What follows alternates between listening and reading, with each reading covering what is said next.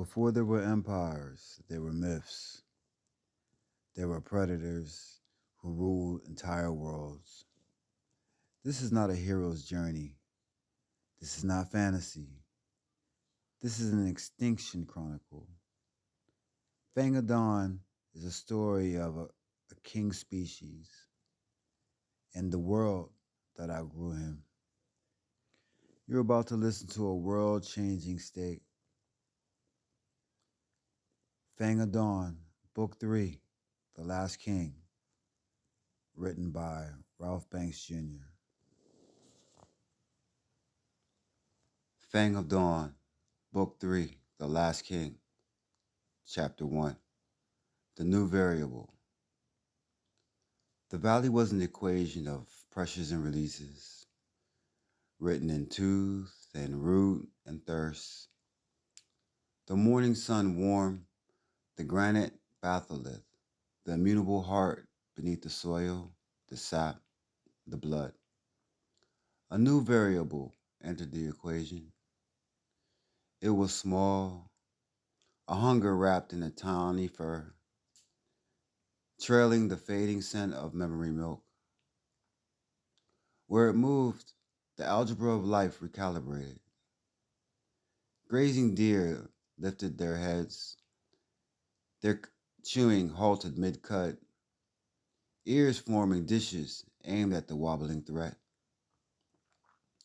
A ground squirrel froze on a limestone crop, its risk calculation updated. Predation probability, slight but present.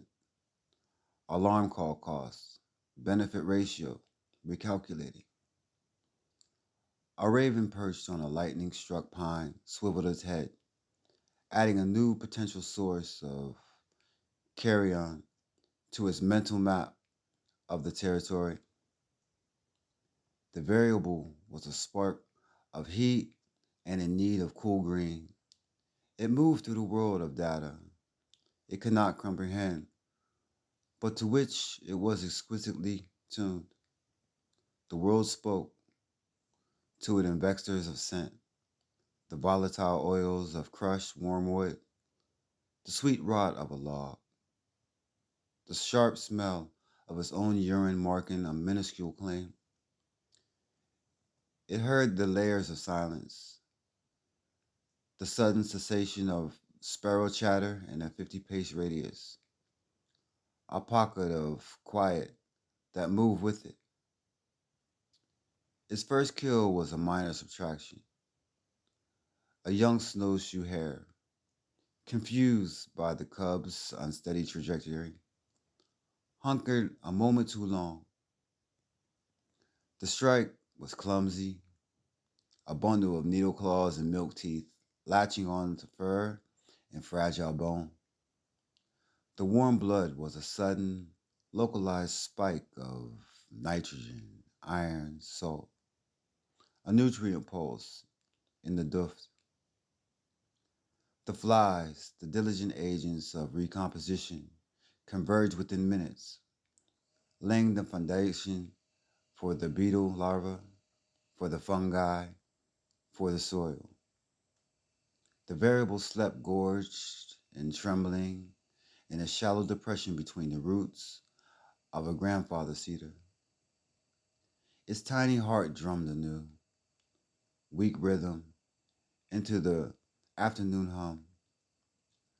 The cedar's wood network, a vast, silent wood wide web, carried chemical signals of disturbance from the roots from which he laid.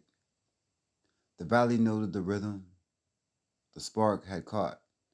It would now burn, and in burning would begin the long, slow work of reshaping the fuel of the world around it. Chapter 2, The Perimeter of a Roar.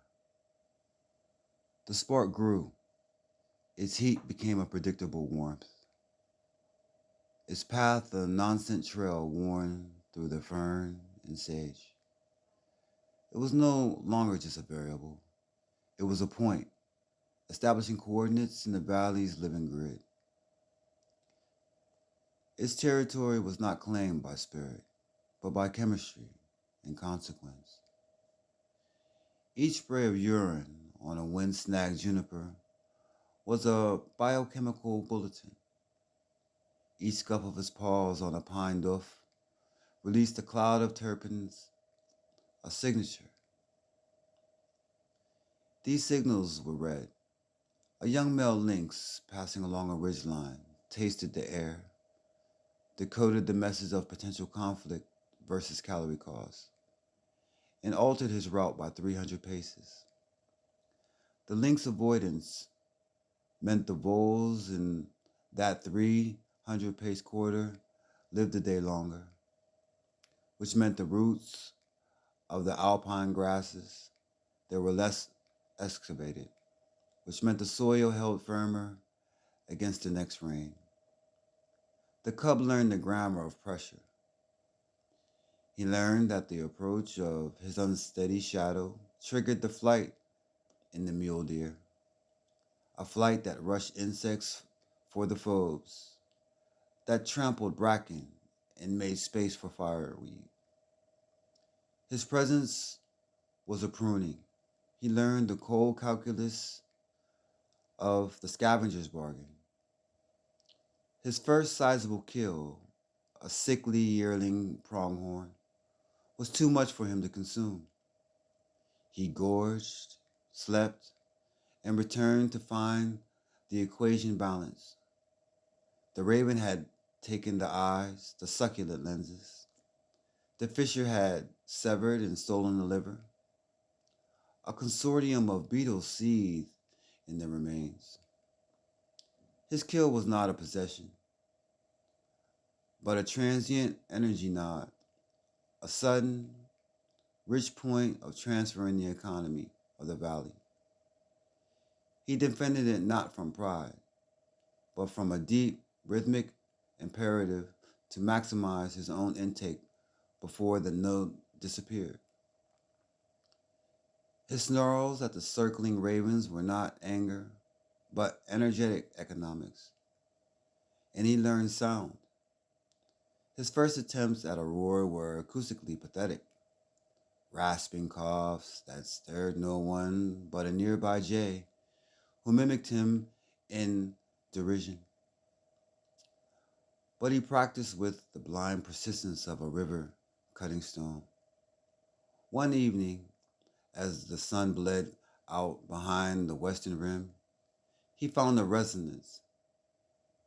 He pressed his small chest against the flat outcrop of the granite batholith, the same immutable heart of the world, and voiced a deep, vibrating shudder. The sound was not loud, but it was true. It propagated.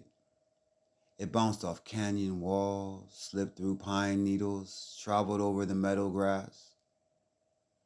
In a distant aspen grove, a wolf pack, resting after an unsuccessful hunt, heard it. The alpha female lifted her head. It was not a threat. It was too small, too distant. It was data. A new acoustic marker had been placed on the map.